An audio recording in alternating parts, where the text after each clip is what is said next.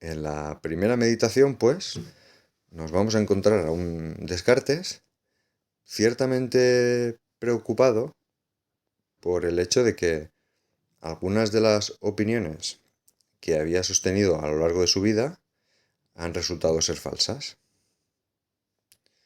Eh, y eso teniendo en cuenta que a Descartes era un tío bastante al corriente del saber de su época.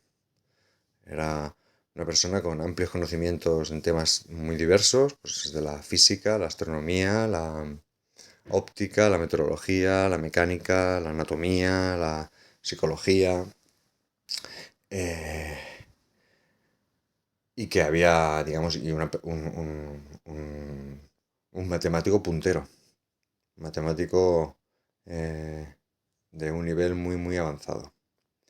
Pero no obstante, se da cuenta, o tiene la inquietud, de que debe revisar los fundamentos de su conocimiento, porque tiene la impresión de que si, como dice él, por lo menos una vez en la vida no se para, no se detiene a analizar en profundidad en qué basa, en el nivel más profundo, la certeza que tiene en sus opiniones, pues le puede volver a pasar lo que le viene pasando toda su vida en cualquier momento. Pues que alguna vez considerara o estuviera muy íntimamente convencido de que una opinión era verdadera, para, pasado el tiempo, tras revisar, tras reconsiderar esa cuestión de nuevo, se diera cuenta de que sus opiniones anteriores eran falsas y pasara a estar íntimamente convencido de la falsedad de, de esa misma cuestión, de ese mismo hecho. Por tanto, la inquietud que le reconcome es, bueno, ¿cómo puede ser que poniendo toda mi razón al servicio de una investigación, alguna vez me haya convencido de cosas, me haya convencido de la verdad de cosas que resultaban ser falsas? Eh, bueno, es en este contexto en el que hay que poner esa búsqueda de los principios de la filosofía, de los principios de la ciencia, que, que comentábamos en el vídeo de introducción a las meditaciones metafísicas. Pues bien, ese, es separarse por lo menos una vez en la vida a reflexionar sobre la cuestión de la certeza de los conocimientos, no puede hacerse de cualquier manera, ¿no? Descartes nos describe cómo, afortunadamente, se ha podido eh, se ha podido conseguir un lugar tranquilo, cerrado, apartado del mundo exterior, un lugar modesto, pues con un lecho para descansar, con todas las ventanas bien cerradas, en el que eh, no le falte de nada, en el que, bueno, si hace frío pueda estar calentito, en el que incluso tenga algo que llevarse a la boca si aprieta el hambre, eh, pero en el que sus ocupaciones de la vida diaria no le molesten para el ejercicio tan importante y tan descuidado que se ha propuesto hacer, que es reflexionar sobre la manera que ha tenido hasta ahora de conocer el mundo, de, de fundamentar sus opiniones. Pues eso es lo que vamos a intentar hacer aquí. Recordad que en, si de lo que se trata es de encontrar principios de nuestro conocimiento, ¿no? Las piedras sólidas sobre las que eh, edificar el resto del edificio del conocimiento, eh, estos principios tienen que tener unas características especiales. La primera de ellas es que sean totalmente evidentes por sí mismos, es decir, que sean de una naturaleza tan simple que simplemente comprenderlos, digamos, llegar a descubrirlos, llegar a tenerlos ante los ojos del pensamiento, es necesario para convencernos de nuestra verdad. Los principios no pueden necesitar otros... no pueden necesitar descansar en otras razones, en otras afirmaciones previas, en otros conocimientos previos. Entonces, ¿cómo narices lo hacemos para realizar una investigación sobre los principios que prescinda de todo conocimiento que uno pueda tener? Pues bien, la estrategia que se va a buscar Descartes y que va a hacer una tremendísima fortuna en toda la época moderna va a ser la siguiente. De momento, recordad que estamos en la primera meditación, lo primero que voy a hacer es destruir todas mis opiniones. ¿Qué quiere decir esto? Pues que hasta que no se demuestre lo contrario, voy a dudar de todas ellas. Es decir, de todo lo que he creído hasta ahora en mi vida, ya sea porque lo he leído en un libro, ya sea porque mi experiencia me ha hecho convencerme de ello, ya sea porque lo he aprendido de un profesor en una clase. Bueno, pues todas esas opiniones, vengan de donde vengan, de momento las voy a considerar dudosas. Las voy a poner, como si dijéramos, entre paréntesis. Es decir, pues las tomaré como opiniones, pero no las voy a aceptar como verdaderas ni rechazar como falsas hasta que no tenga muy buenas razones para hacer una cosa o hacer la otra. ¿Vale? Bueno, este es el primer sentido que tiene lo que se conoce como la duda metódica de Descartes, ¿no? Su método, el método que idea Descartes para la investigación de los principios de su filosofía, los principios del conocimiento, va a ser someter todas sus opiniones hasta la fecha a una duda, ¿no? A una, por lo menos provisional, duda. ¿De acuerdo? ¿Eso qué quiere decir? Eso quiere decir, lo podemos entender, digamos, desde un punto de vista, punto de vista histórico, como que de momento Descartes, que había estudiado en el mejor colegio que se podía estudiar en ese momento en Europa, que era el colegio jesuita de la Flèche, donde iba pues la gente más preparada de Francia, pues de momento todo el conocimiento digamos que era el currículum de de los estudios que se impartían en ese colegio, de momento lo iba a poner entre paréntesis, lo iba a considerar provisionalmente sospechoso. Y eso quería decir, pues acabar con por lo menos la certeza irreflexiva en un montón de autores de toda la tradición filosófica anterior a Descartes. Eso es un gesto típicamente moderno. Pues muchas veces se dice que Descartes inicia la modernidad filosófica, porque de alguna manera dice, bueno, si queremos hacer filosofía, lo tenemos que hacer de una manera que no dependa de todo lo que han dicho los autores anteriores a nosotros. Porque si no, nunca sabremos si estamos repitiendo opiniones probables o incluso falsas, o estaremos diciendo algo verdadero, ¿no?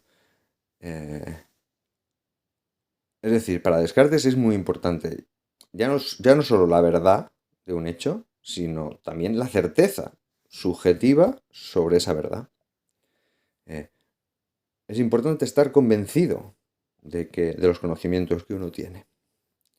¿Vale? Por eso también las meditaciones metafísicas se pueden entender de alguna manera descontextualizadas de su tiempo. El gesto que propone Descartes vale para cualquier contexto cultural y para cualquier época histórica. Si de lo que si lo que nos inquieta es la seguridad que tenemos en la verdad de nuestros conocimientos, de alguna manera, por lo menos una vez en la vida, tendremos que apartar todo lo que sabemos, todo lo que hemos leído, todo lo que nos han explicado en clase, todo lo que hemos visto en vídeos que circulan por ahí, y empezar a volvernos hacia nosotros mismos, ¿no? Encerrándonos en una habitación para encerrarnos por lo menos una vez en la vida en nosotros mismos y ver si por nosotros mismos, a través de nuestra sola meditación, podemos llegar, aunque sea a unas pocas conclusiones, pero que sean firmes, absolutamente firmes, y de las que no quepa duda alguna. Pues bien, la meditación primera de Descartes va de eso.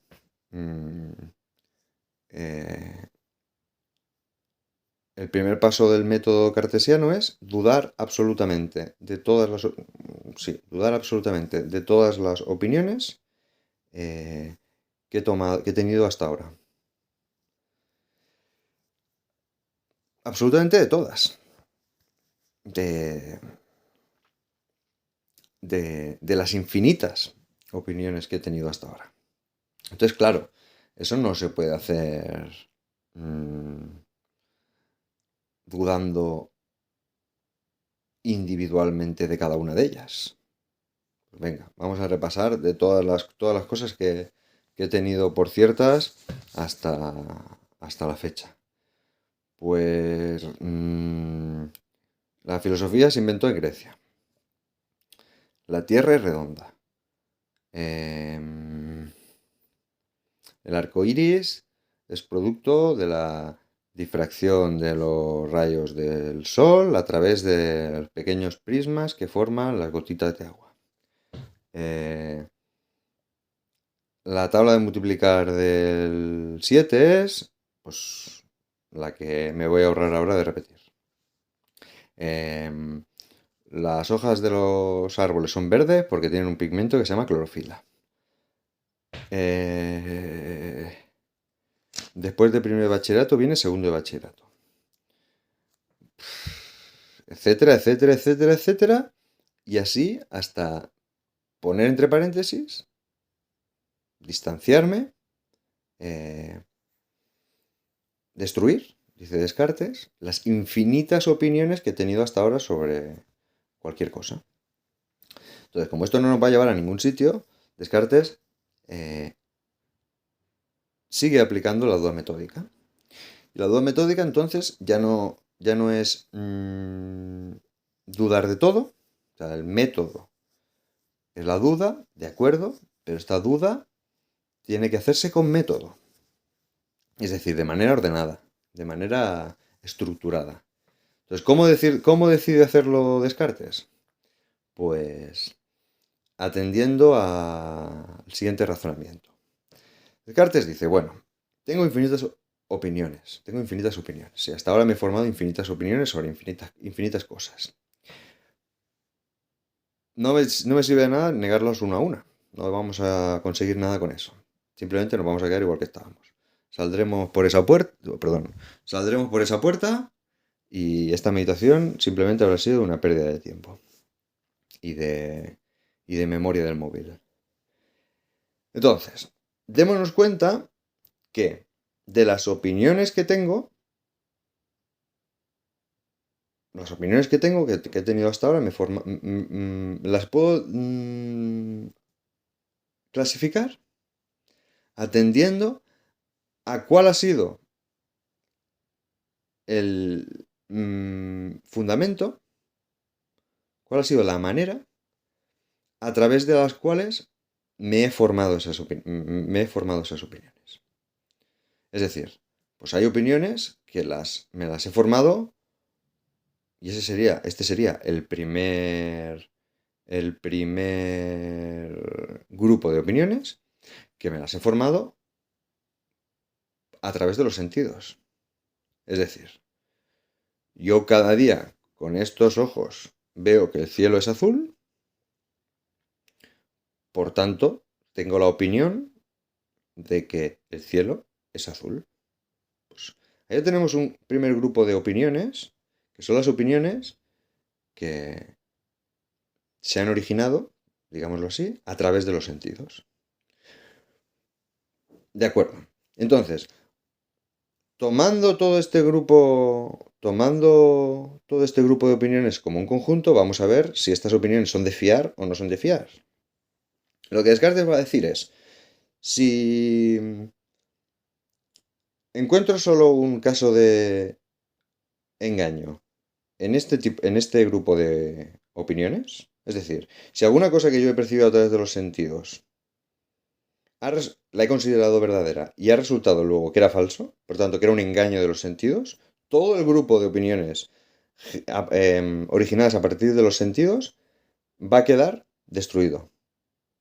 Es decir, si una sola vez me han engañado los sentidos, eso va a ser motivo, eh, mm, motivo directo de que yo ponga entre paréntesis, eh, ponga bajo sospecha todas las opiniones originadas a través de los sentidos. Porque si los sentidos me han engañado una vez y son los mismos siempre, pues bien podría ser que me estuvieran engañando siempre. Y bueno, en este grupo podemos encontrar bastantes ejemplos de opiniones que me he formado a través de los sentidos y que realmente luego han resultado ser falsas. Por ejemplo, aquel día que iba por la calle, me pareció ver a tal persona y en cuanto me acerqué un poquito o en cuanto fijé mejor mi atención, me di cuenta de que esa persona, pues no, se le parecía, llevaba un estilo de vestir similar, pero tal persona no era, pues yo qué sé, Iván, por decir algo. Por tanto, lo que Descartes va a hacer de momento, digamos, en primer lugar, va a ser establecer que ninguna opinión recibida a través de los sentidos puede ser digna de seguridad absoluta. ¿Vale? Y cuando digo a través de los sentidos, no estoy refiriendo solo a la visión, obviamente. O sea, que la visión engaña, eso lo hemos experimentado todos. Pues aquel día que me parecía que el asfalto de la carretera estaba mojado y luego resultó que era un efecto del calor sobre el alquitrán. O aquel otro día que me pareció que el sol tenía el tamaño de una moneda de 5 céntimos y en el cole me enseñaron, o en un libro que corría por casa, me enseñaron que el sol tiene un tamaño millones de veces mayor, o miles de millones de veces mayor. Pero es que el resto de los sentidos también nos resulta que nos han engañado. Pues un día me parecía escuchar el llanto de mi hijo recién nacido y resultó que era el llanto de un niño que pasaba por la calle. O incluso resultó que era el chirrido del calentador eléctrico. Algún día me pareció que tal alimento estaba salado o era insípido y luego resultó que era un efecto del constipado que tenía, etcétera, etcétera, etcétera. Por tanto, Descartes lo primero que hace es cancelar los sentidos. Los sentidos a partir de ahora y hasta que no se demuestre lo contrario van a estar cancelados. No me puedo fiar de ninguna cosa que haya aprendido a través de los sentidos. Por tanto, no voy a encontrar los principios de la filosofía a través de los sentidos. Ya puedo ir cerrando ventanas, ya puedo ir cerrando claraboyas, porque mis ventanas al mundo no me sirven para encontrar certeza alguna en la que basar el edificio de mi conocimiento. Pero bueno, le podríamos decir a Descartes que de acuerdo, sí, Cuando miro de lejos, pues la vista muchas veces me engaña. Cuando escucho cosas que no tengo aquí al lado, pues es probable que, de hecho ocurre muchas veces, que no, que escucho una cosa por otra. Mm, pero eh, hay informaciones que nos llegan a través de los sentidos que parece que sí que son totalmente de fiar, podríamos decirle a Descartes. Y es lo mismo que el Descartes mismo se pregunta. Pero bueno, el hecho de que yo esté aquí mismo, en esta habitación, vistiendo esta ropa, que tenga este cuerpo eh, y que esté grabando este vídeo, es, son informaciones, son opiniones que me formo a través de los sentidos y que podríamos, o sea, difícilmente podríamos pensar que son engañosas. Pero Descartes va a decir que también son engañosas, porque de hecho nos hemos encontrado en situaciones similares mmm, que sí han demostrado ser un engaño. Por ejemplo, cuando soñamos. Pues nos habrá pasado a todos que habremos estado vistiendo de una manera, eh, habitando un determinado espacio, sintiéndonos de una determinada manera, íntimamente, incluso teniendo una serie de pensamientos, y en el fondo eso no estaba pasando. En el fondo estábamos soñando y donde realmente estábamos era bajo las sábanas, a oscuras, en una habitación totalmente distinta. Pues nuestro dormitorio. Y además vestidos con el pijama eh, y viviendo una situación totalmente distinta. Por tanto, lo que se pregunta Descartes, en el refugio que se ha buscado para meditar, es que, bien mirado, él no tiene ninguna seguridad de que no le esté sucediendo lo mismo en ese momento. Es decir, que yo, que estoy, digamos, intentando hacer la misma meditación que hizo Descartes, mmm, y que, pues eso, llevo ahora mismo una sudadera, un buff, estoy aquí grabando este vídeo sobre las meditaciones de Descartes, bien podría estar soñando.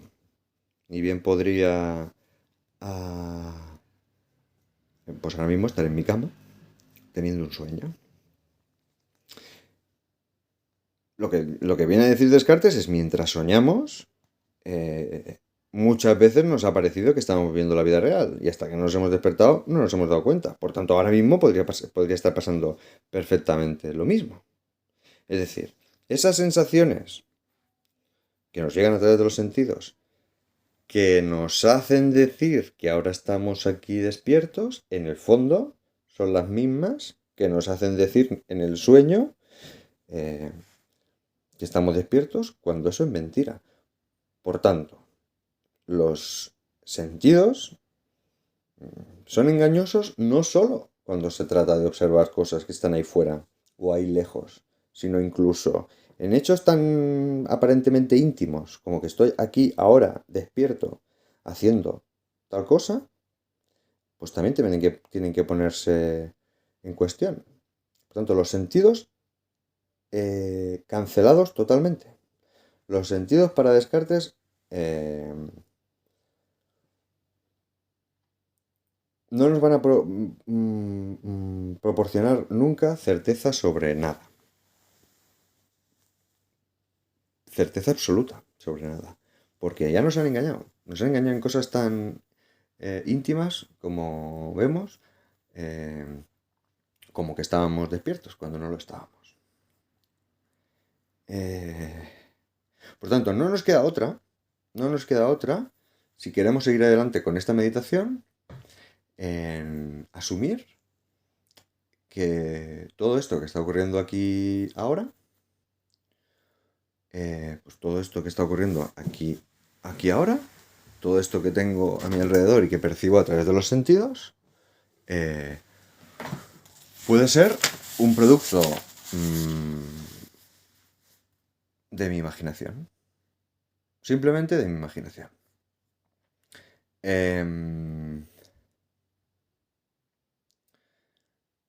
Como ocurre de hecho en los sueños, ¿no? En los sueños, en el fondo, yo creo que estoy percibiendo cosas a través de los sentidos, pero en el fondo todo es un teatrillo que está ocurriendo de puertas adentro. Todo es un producto de mi imaginación que, pues con restos de a saber dónde, compone, organiza y reorganiza un mundo, pues que no existe más que en mi cabeza. Y que una vez abro los ojos, despierto, deja de existir. Por tanto, em, lo siguiente que tenemos que investigar es si nuestra imaginación puede informarnos sobre el mundo real, sobre si la imaginación puede darnos algún tipo de seguridad sobre cómo son las cosas.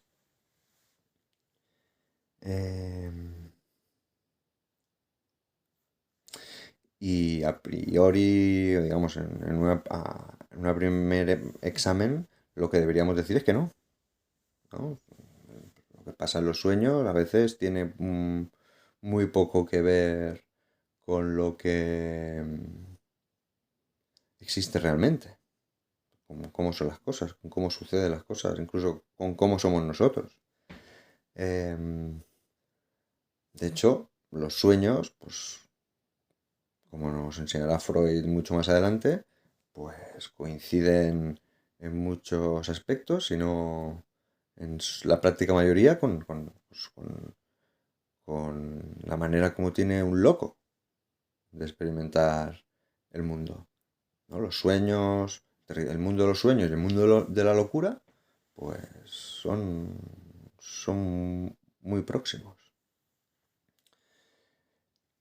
Pero, pero, dice Descartes, lo que sí podríamos salvar de ese mundo de la imaginación, de ese mundo de los sueños, em,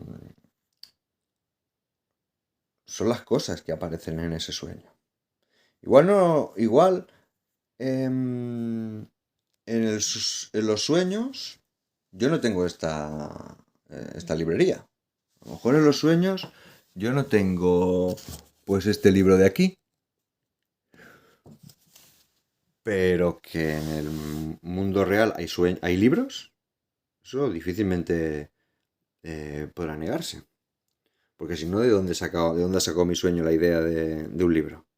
Pues a lo mejor en la vida real yo no tengo estos libros, pero tendré otros. Alguno tendré. O a lo mejor tengo estos libros, pero no los tengo ordenados de esta manera. A lo mejor este libro en la vida real no va aquí. O a lo mejor este libro en la vida real, porque esto no me queda otra que asumir que es un sueño.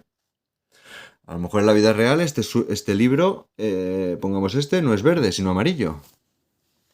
Pero que hay libros, eso supongo que lo podré aceptar. Que hay libros, que hay estanterías, que hay teles, que hay camas, que hay gafas, eso supongo que lo podré aceptar, dice Descartes. Que sí, que el sueño reorganiza todo, lo mezcla todo, em, pone las cosas en lugares donde no están, le cambia el aspecto a las cosas, pero normalmente lo que aparece en los sueños eh, se tiene que dar por bueno, ¿no? Pues ya Descartes, no, no, porque sabemos perfectamente que nuestra imaginación crea cosas que no existen en el mundo real. lo sabemos perfectamente.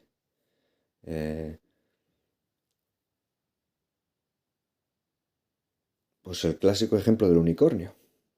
El unicornio es un producto de la imaginación de la gente. Obviamente los unicornios no son nada que se hayan percibido a través de los sentidos, pero son un producto de la imaginación. Y ahí nos damos cuenta rápidamente que lo que imaginamos puede tranquilamente ser falso, es decir, no existir. Eh, por tanto, y bueno, como el caso del unicornio, podemos imaginar tantas otras cosas, ¿no? Pues, cuántas veces en los sueños, pues, yo qué sé, hemos aparecido soñando que estamos en clase y en esa clase aparece eh, tal persona. La persona que a lo mejor ni existe. La persona que tiene unos rasgos de uno, de otro, que nosotros hemos compuesto en nuestra imaginación con retazos de una persona, de otra, pero esa persona no existe. No existe. Y bueno, todo el mundo de la fantasía, en la literatura, en el cine, pues es prueba de ello. Eh,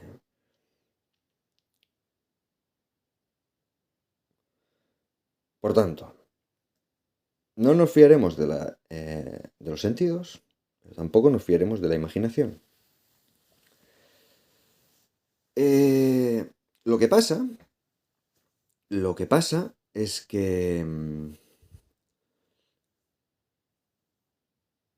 por mucho que la imaginación eh, componga, digamos, imágenes, por eso se llama imaginación, a su antojo, un poco mezclándolo todo y creando seres que no tienen por qué existir en la realidad, lo que está claro es que lo hace a partir de cosas más simples. Es decir, un unicornio es una cosa muy sencilla, pero ese unicornio está creado a partir de cosas mucho más simples, como por ejemplo un caballo o el cuerno de un rinoceronte, o a saber. Pero incluso podemos ir más en profundidad. Un libro, como este que tenemos aquí al lado, eh, quizás sea producto de mi imaginación. Aceptémoslo. Si mi imaginación se inventa unicornios, ¿por qué no se va a inventar libros también? Eh, pero que hayan objetos ahí fuera, pues que tengan, como en el caso de este libro, unas dimensiones espaciales, es decir, un ancho, un largo, un profundo, o que tengan incluso un peso, un color. Todas esas cosas, mm, ya es más difícil pensar que no las estamos imaginando. Em, o incluso pongamos un caso más extremo. Eh, las cosas que aparentemente no tienen nada que ver con el mundo de ahí fuera, por ejemplo, las operaciones matemáticas, que 2 más 2 son 4. Eso sí que parece que está libre de toda duda, ¿no? O sea, no me podré fiar de los sentidos. No me podré fiar de la imaginación.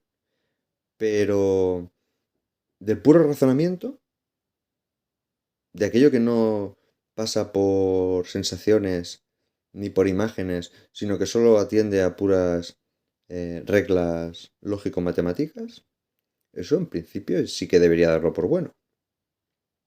O sea, que uno más uno son dos, que un triángulo es una figura de tres lados y que además puedo demostrar que todos los triángulos cumplen que la suma de todos sus ángulos son 180 grados. Em,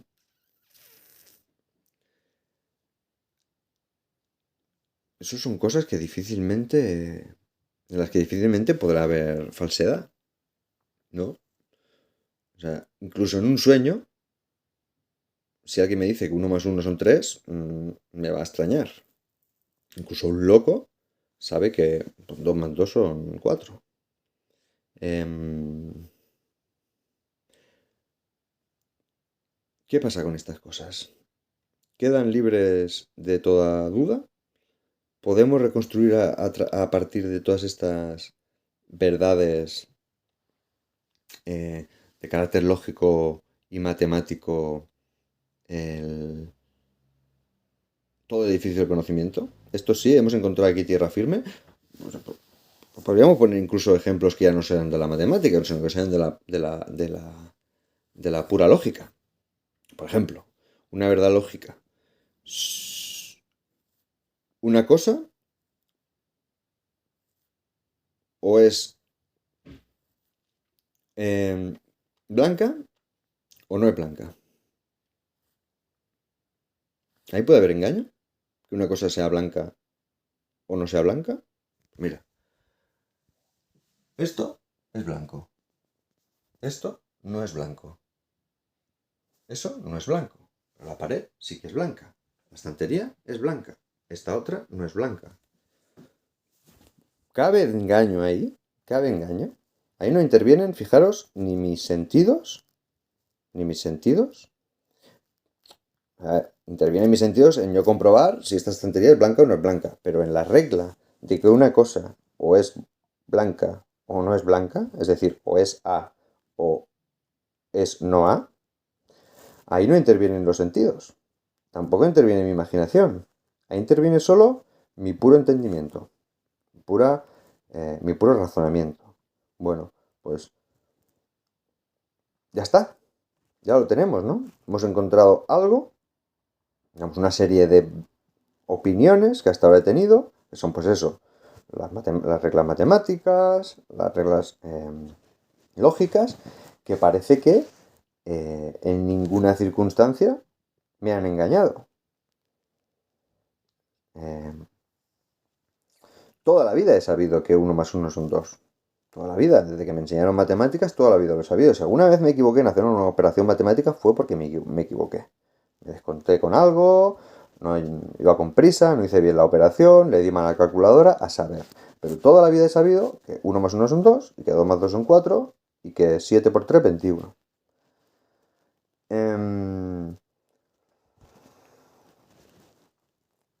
Pues dice Descartes, también debo desconfiar de este tipo de opiniones originadas por la pura razón. También debo desconfiar de ellas. Y es que podría ser que mi razón no... Pues podría ser que mi razón no funcionara. Podría ser que mi razón no...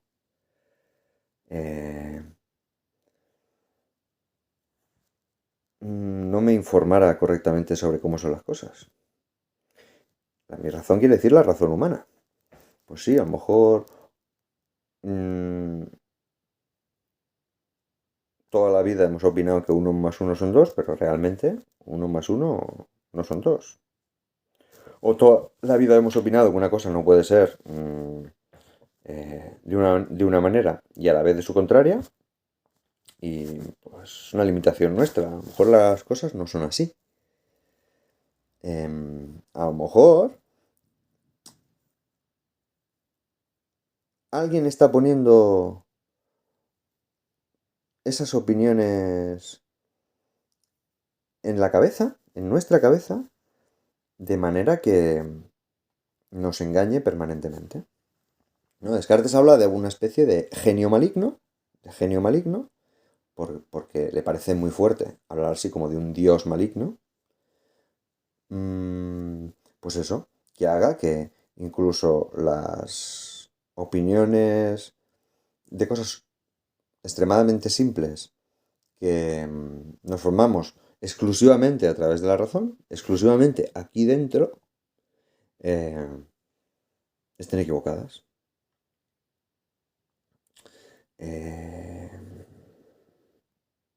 Podría pasar, ¿no? Podría pasar que nuestra razón no funcionara bien. ¿De qué me fío? ¿De qué me fío?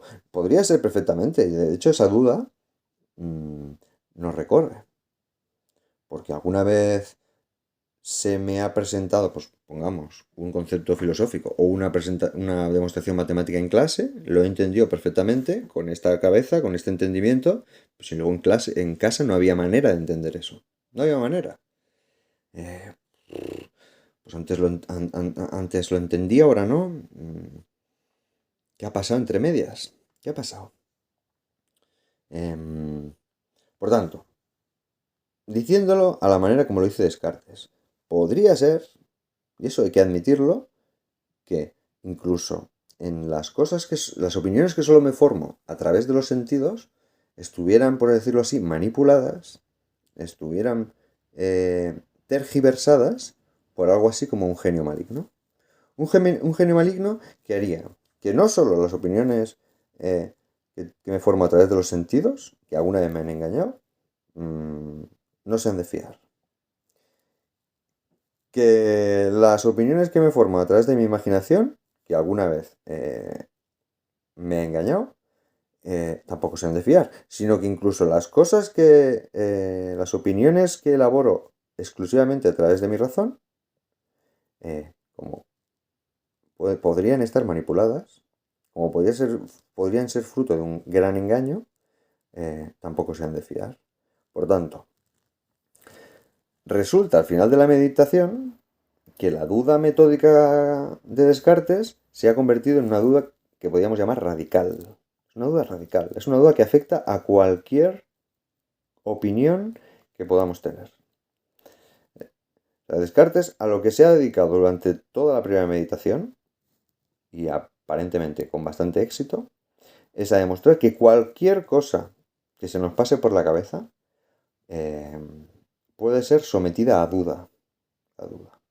Podríamos encontrar para cualquier cosa que opinemos un motivo de sospecha. Aun las verdades más simples de nuestro conocimiento, las que aparentemente deberían estar libres de duda, si nos las miramos de cerca, están fundamentadas en una operación de nuestro entendimiento que podría ser defectuosa, que podría estar llevándonos por un camino incorrecto. Y así acaba la primera meditación. Es decir, casi deberíamos decir que sin ningún resultado positivo. La primera meditación, como se había propuesto en sus primeras líneas, se ha dedicado a destruir todas las opiniones que teníamos hasta el momento. Descartes no es ingenuo y sabe que cuando salgamos por esa puerta, 1 más 1 nos va a seguir pareciendo 2. El mundo que imaginamos en nuestra cabeza, ¿no? La manera que imaginamos, la manera como imaginamos que funcionan las cosas, que es el mundo, no habrá variado ni un ápice y que seguiremos saliendo a la calle y si vemos que llueve, cogeremos el paraguas. Porque seguiremos fiándonos de nuestros sentidos. Pero, dice Descartes, aspira Descartes, en el interior de esta habitación, es decir, en el interior de la meditación filosófica, no podemos, en las meditaciones siguientes, tomar por buena ninguna de las opiniones que hasta ahora hemos venido destruyendo.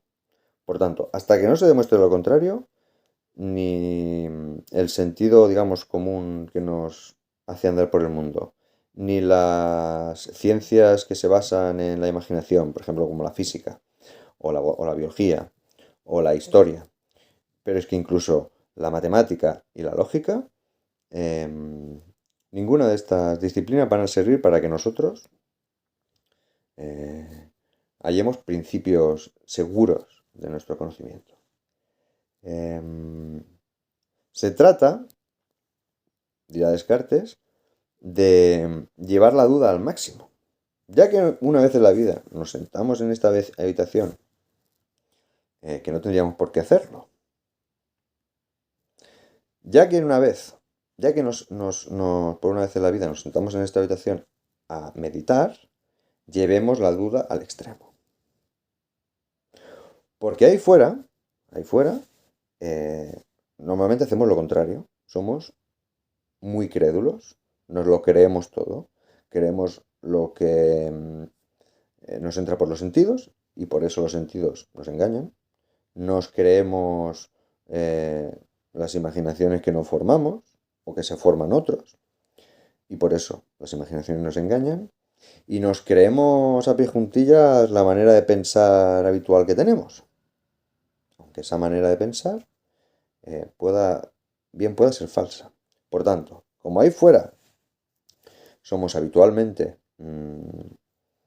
muy crédulos, por lo menos aquí dentro, mientras meditamos, intentemos hacer todo lo contrario. Que nuestra duda metódica sea hiperbólica, si se quiere. Es decir, sea exagerada. Sea exagerada aunque sea por el bien de esta meditación. Por tanto, al final de la primera meditación, Descartes, como hemos visto, en cuanto a la pregunta de cuáles son los principios de nuestro conocimiento, es decir, cuáles son aquellas partículas mínimas, pero totalmente ciertas y totalmente seguras de nuestro conocimiento, bien, respecto a esa pregunta, nos va a dejar a oscuras.